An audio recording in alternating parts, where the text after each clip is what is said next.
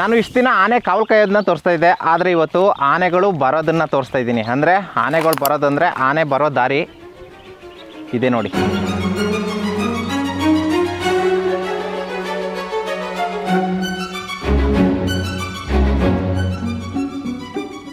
ನೀವು ರೈತನ ರಾತ್ರಿ part 1, part 2, part 3, part 4, part 5ವರೆಗೂ ಏನು ನೋಡಿದ್ರಿ. ಸೊ ಅಲ್ಲಿ ಬರ್ತಿದ್ದಂತಹ ಆನೆಗಳೆಲ್ಲ ಇದೇ ದಾರಿಯಿಂದ ಬರ್ತಿದ್ವು. ಇವಾಗ ಬೇಸಿಗೆ ಆಗಿರೋದ್ರಿಂದ ಎಲ್ಲ ಕಾಡು ಪ್ರಾಣಿಗಳು ಬೇರೆ ಕಡೆಗೆ ಹೊರಟೋಗಿದ್ದಾವೆ. ಅಂದರೆ ಮೊದಲಿನಷ್ಟು ಇವಾಗ ಕಾಡು ಪ್ರಾಣಿಗಳಾಗಲಿ, ಆನೆ ಆಗಲಿ, ಹಂದಿ ಆಗಲಿ, ಜಿಂಕೆಗಳಾಗಲಿ ಯಾವು ಇವಾಗ ಜಾಸ್ತಿ ಬರ್ತಾಯಿಲ್ಲ. ನೀವು ಕೇಳ್ಬೋದು ಇಷ್ಟು ದೊಡ್ಡ ಗುಂಡಿನ ಆನೆಗಳು ಯಾವ ಥರ ದಾಟ್ತಾ ಇದ್ವು ಅಂದ್ಬಿಟ್ಟು. ಬಟ್ ಈ ದಾರಿ ಫಸ್ಟು ಈ ಥರ ಇರಲಿಲ್ಲ. ಯಾವ ಥರ ಇತ್ತು ಅಂದ್ಬಿಟ್ಟು ನೋಡಿ, ಇಲ್ಲಿ ಕಾಣಿಸ್ತಾ ಇದೆಯಲ್ಲ, ನೈಟ್ ಬಂದಿರೋಂತಹ ಆನೆಗಳು ಲದ್ದಿಗಳು ನೋಡಿ ಎಷ್ಟು ಹಾಕಿದ್ದಾವೆ. ಇಲ್ಲಿ ಆನೆ ಗುಂಡಿ ಅಂತ ಇರುತ್ತೆ, ಅಂದರೆ ಟ್ರಂಚು. ಇದನ್ನು ದಾಟೋಕ್ಕಾಗಲ್ಲ, ಆಲ್ಮೋಸ್ಟ್ ಎಲ್ಲ ಕಡೆಯೂ ಫುಲ್ ಆಳ ಇರುತ್ತೆ.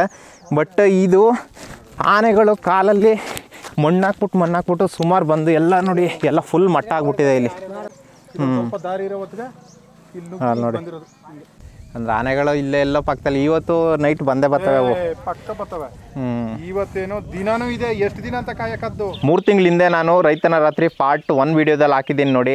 ರೈತನ ಬೆಳೆನ ಏನು ದಾಳಿ ಮಾಡಿತ್ತು, ಆ ಪಾರ್ಟ್ 1 ವಿಡಿಯೋ ಹಾಕಿರೋದ್ರಲ್ಲಿ ಈ ದಾರಿ ಫುಲ್ ಎಲ್ಲ ಒಂದು ಸಮತಟ್ಟಾಗ್ಬಿಟ್ಟಿತ್ತು. ಅಂದರೆ ಆನೆಗಳು ಮೇಲ್ಗಡೆ ಇರೋ ಮಣ್ಣನ್ನು ಕೆಳಗಡೆ ಗುಂಡಿಗೆ ತಳ್ಬಿಟ್ಟು ಹಾಗೇ ದಾಟ್ಕೊಂಡು ಸ್ಟ್ರೈಟ್ ಹೊಲಗಳಿಗೆ ಹೊರಟೋಗ್ತಾ ಇದ್ವು. ಈ ದಾರಿ ನಾವು ಪಾರ್ಟ್ 1 ವೀಡಿಯೋ ಮಾಡಿದ್ಮೇಲೆ ಈ ದಾರಿ ಬಂದ್ ಮಾಡಿದ್ರು ಫಾರೆಸ್ಟ್ ಡಿಪಾರ್ಟ್ಮೆಂಟ್ ಅವರು. ಇದಾದಮೇಲೆ ಇನ್ನೊಂದು ದಾರಿ ಇದೆ. ಓಕೆ, ಇವಾಗ ಆ ದಾರಿ ನೋಡೋಣ ಬನ್ನಿ.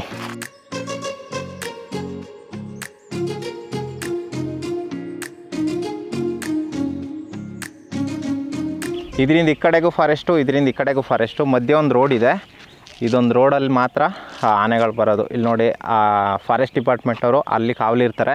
ಈ ಕಡೆ ನೋಡ್ತಿರ್ಬೋದು, ಇಲ್ಲೆಲ್ಲ ಸೋಲಾರ್ ಅರ್ತ್ ಇದೆ. ಈ ಸೋಲಾರ್ ಅರ್ತು ಬೆಳಗ್ಗೆ ಹೊತ್ತು ಮೇಲ್ಗಡೆ ಎತ್ತಾಕ್ಬಿಟ್ಟಿರ್ತಾರೆ. ನೈಟ್ ಅಂದರೆ ಸಾಯಂಕಾಲ ಟೈಮ್ ಮಾತ್ರ ಕೆಳಗಡೆಗೆ ಬಿಡೋದು.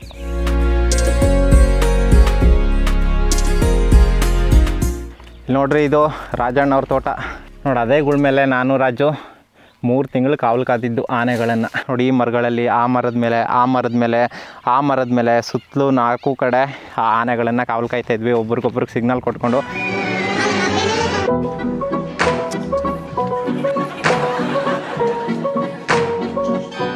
ಇಲ್ಲಿ ನೋಡಿ, ಆನೆಗಳು ಬಂದಿದ್ವು ಅನ್ನೋದಕ್ಕೆ ಸಾಕ್ಷಿ ಆನೆ ಹೆಜ್ಜೆ ಗುರುತು. ಇದು ಈ ಹೆಜ್ಜೆ ಗುರುತು 3 ತಿಂಗಳಾಗಿದೆ ಆನೆಗಳು ಬಂದು. ಹೆಜ್ಜೆ ಗುರುತು ಮಾತ್ರ ಇನ್ನೂ ಹಾಗೆ ಇದೆ ನೋಡಿ. ಇಲ್ಲಿ ಅಲ್ಲೊಂದು, ಹಾಗೆ ಇಲ್ಲಿ ನೋಡಿ, ಇಲ್ಲಿ ಹೆಜ್ಜೆ ಗುರುತುಗಳು ಮಾತ್ರ ಇನ್ನೂ ಹಾಗೆ ಇದ್ದಾವೆ. ನಮ್ಮ ರಾಜು ಏನು ಮಾಡ್ತಾವನೆ, ಬೋರ್ ಹಾಕ್ಸ್ತಾವ್ರೆ ರಾಜು ಅವರು. ನೀರು ಬಂದಿದೆಯೋ ಏನೋ ಗೊತ್ತಿಲ್ಲ, ನೋಡೋಣ ಬನ್ನಿ. ರಾಜಣ್ಣವ್ರು ಬೋರ್ ಹಾಕ್ಸ್ತಿದ್ದಾರೆ, ಬಟ್ ನೀರಾಗಲಿಲ್ವಂತೆ.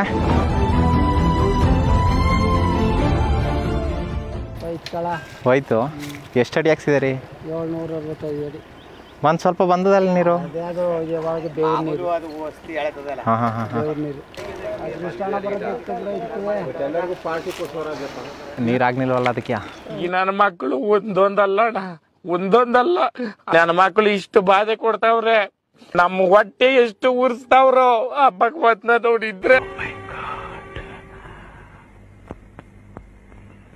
ನೋಡಿ, ಇವೆರಡು ಲಾರಿ ಥರ ನಾವಿಬ್ಬರು ಅಲ್ವಾ? ಆ ಥರ ನಮ್ದು ಒಂಥರ ಸ್ನೇಹ. ಹಂಗಾಗಿ ಎಲ್ಲ ನಿಂಗೇನು ಇಲ್ಲ, ಯಾರು ಯಾರು ನೀನು.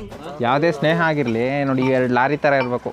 ಆ ಲಾರಿ ಬಿಟ್ಟು ಈ ಲಾರಿ ಇರಲ್ಲ, ಈ ಲಾರಿ ಬಿಟ್ಟು ಆ ಲಾರಿ ಇರಲ್ಲ. ಆ ಥರ ನಮ್ಮ ಸ್ನೇಹನೂ ಆ ಥರ ಹೊಂದಾಣಿಕೆಯಾಗಿ ಜೊತೆಲೇ ಇರಬೇಕು ಯಾವಾಗಲೂ. ಲಾಸ್ಟ್ ಟೈಮ್ ಆನೆಗಳು ಅಲ್ಲಿಂದ ಕೆಳಗಡೆ ಇಲ್ಲಿಗೆ ಈ ಒಂದು ಕೃಷಿ ಹೊಂಡದಲ್ಲಿ ನೀರು ಕುಡ್ಕೊಂಡು ಹೋಗಿದ್ವು ಆನೆಗಳು.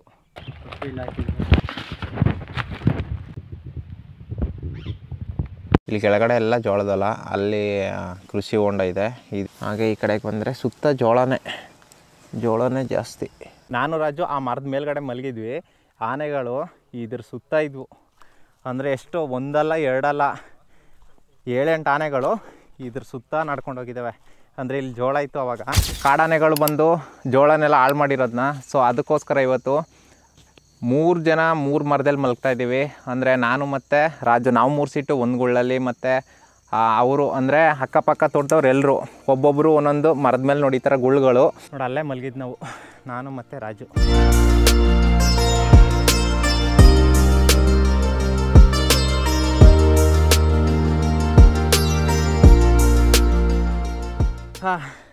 ಇವಾಗ ನಾವು ಅಲ್ಲಿಂದ ಬಂದ್ವಿ, ಅಂದರೆ ನಮ್ಮ ತೋಟ ಇರೋದಲ್ಲಿ ಅಲ್ಲಿದೆ ನಮ್ಮ ತೋಟ.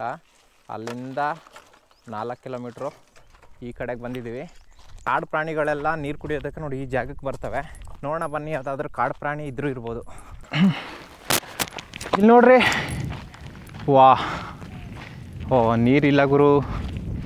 ನಾವು ನೀರಿದೆ ಅಂದ್ಕೊಂಡು ಬಂದ್ವಿ, ಬಟ್ ನೀರು ಇಲ್ಲ. ಅಂದರೆ ಇಷ್ಟು ವರ್ಷಗಳಲ್ಲಿ ಯಾವ ವರ್ಷವೂ ಈ ಕೆರೆ ನೀರು ಬತ್ತೇ ಇರಲಿಲ್ಲ. ಈ ವರ್ಷ ಕಡಿಮೆ ಆಗಿಬಿಟ್ಟದೆ. ಕಡಿಮೆ ಏನು, ಸಮಯ ಖಾಲಿ ಆಗಿಬಿಟ್ಟದೆ. ಹಾಗೇ ಈ ಕಡೆ ವ್ಯೂ ಪಾಯಿಂಟ್ ನೋಡಿ ಯಾವ ಥರ ಕಾಣಿಸ್ತಾ ಇದೆ.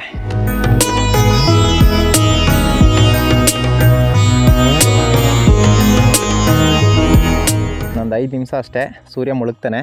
ಸೊ ಅಲ್ಲಿ ಏನು ನೋಡ್ತಾ ಇದ್ದಾರಲ್ಲ, ಅಲ್ಲಿ ಸೂರ್ಯನ ಕೆಳಗಡೆ ಒಂದು ಬೆಟ್ಟ ಇದೆಯಲ್ಲ, ಆ ಬೆಟ್ಟದಿಂದ ಹಿಂದ್ಗಡೆನೆ ನಮ್ಮ ಅಪ್ಪು ಸರ್, ಪುನೀತ್ ರಾಜ್ಕುಮಾರ್ ಮತ್ತು ನಮ್ಮ ಅಣ್ಣವರ ಮನೆ ಇರೋದು ಆ ಬೆಟ್ಟದಿಂದ ಹಿಂದ್ಗಡೆನೆ. ನಗರ, ದೊಡ್ಡಗಾಜನೂರು ಎಲ್ಲ ಆ ಬೆಟ್ಟದಿಂದ ಹಿಂದ್ಗಡೆ ಬರ್ತವೆ. ನಮ್ಮೂರು ಆ ಬೆಟ್ಟದಿಂದ ಈ ಕಡೆ. ಇಷ್ಟು ದೊಡ್ಡ ಬೆಟ್ಟ ಇದಂತ ನಮ್ಮೂರ ಪಕ್ಕ ಅಂತ ಗೊತ್ತೇ ಇರಲಿಲ್ಲ.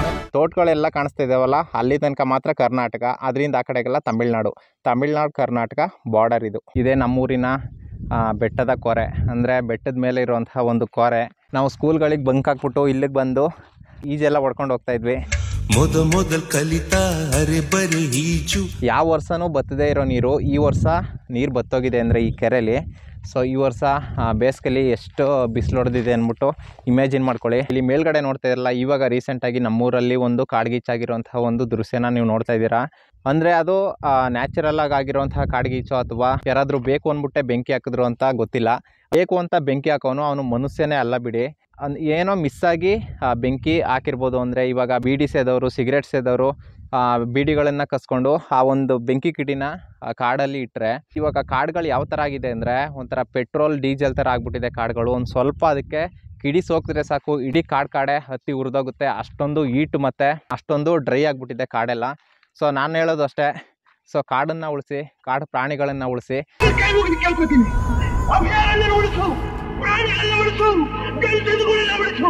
ಕಾಡು ಪ್ರಾಣಿಗಳ ಬಗ್ಗೆ ಜನರಿಗೆ ಸ್ವಲ್ಪ ಅರಿವು ಮೂಡಿಸ್ಬೇಕು ಮತ್ತು ರೈತರ ಬಗ್ಗೆ ತಿಳಿಸ್ಬೇಕು ಅನ್ನೋದೇ ನನ್ನ ಮೇನ್ ಉದ್ದೇಶ ಆಗಿತ್ತು. ಅಂದರೆ ನಾನು ನಿಮಗೆ ರೈತರ ಬಗ್ಗೆ ತೋರಿಸೋದ್ರ ಜೊತೆಗೆ ಕಾಡು ಪ್ರಾಣಿಗಳ ಒಂದು ಮಹತ್ವ ಮತ್ತು ಅವುಗಳು ಆಹಾರಕ್ಕೋಸ್ಕರ ಎಷ್ಟೆಲ್ಲ ಕಷ್ಟಪಡ್ತಿದ್ದಾವೆ ಅನ್ನೋದನ್ನು ತೋರಿಸೋದು ನನ್ನ ಉದ್ದೇಶ ಆಗಿತ್ತು. ಸೊ ಅದಕ್ಕೋಸ್ಕರ ನಾನು ಒಂದು 3-4 ಎಪಿಸೋಡು ಕಾಡು ಪ್ರಾಣಿಗಳು ಮತ್ತು ರೈತರ ಬಗ್ಗೆನೇ ಮಾಡಿದೆ.